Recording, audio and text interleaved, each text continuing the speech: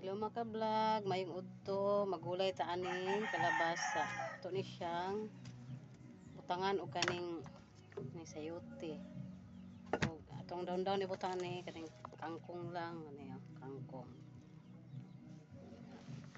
Atong ibutang ani kanang gata lang kanang kumama na daan man siya o kumama. Siya.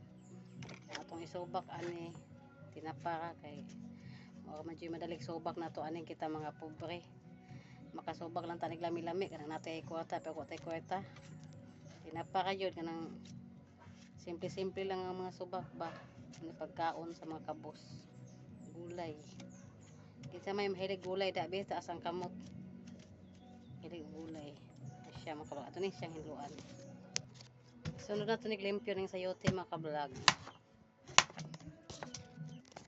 So, mana na to hiwa-hiwa atong sayote kalabasa. Ang next na to aning hagpaton kaning dahon-dahon nga tinangkong. Muna atong halo sa atong gulay mga ka-vlog. Mao ka jud ni pagkaon sa pobre nga madali mga ka-vlog. Gulay ra jud siya. Pato na to siya mga ka-vlog. Kay panghalo ni siya mga ka-vlog. So, mana na to himay-himay ato ang kangkong. Mana to siya kag hagpat. Ang next na to buhaton, maghiwa ta og mga lamas para na to ang isagol. Tipid na itong ahos na palit mga ka-vlog oh. Tagpisod na taon mo kay naabot sa pobre. Ito na siyang dukdukon ang ahos.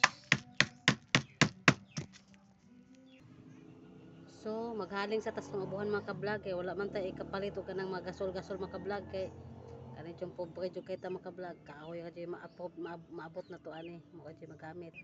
So kay nahaling naman mga ka-vlog takang na natin yung kaldero mga ka-vlog atong mauna itong lutuan kaldero lang sa kaya wala tayo kawali nga dako ilunod na to ning kukumama nga gata mga ka-vlog oh. Kukumama ano siyang kukumama mga ka-vlog lagyan na ni kukumama mga ka-vlog para lamis siya mga ka-vlog mukha po siya gigataan. Next na tugluto mga ka-vlog, ang next na tuglunod is kaning dahon-dahon mga ka-vlog. Dahon-dahon, ilunod na to siya next. Tingnan natin mga ka-vlog kung luto na ba siya. Oh, naluto na dyan itong ginataang gulay with kukumama. Bye-bye mga ka-vlog. Thank you for watching. Luto na dyan siya. Bye-bye. Bye-bye.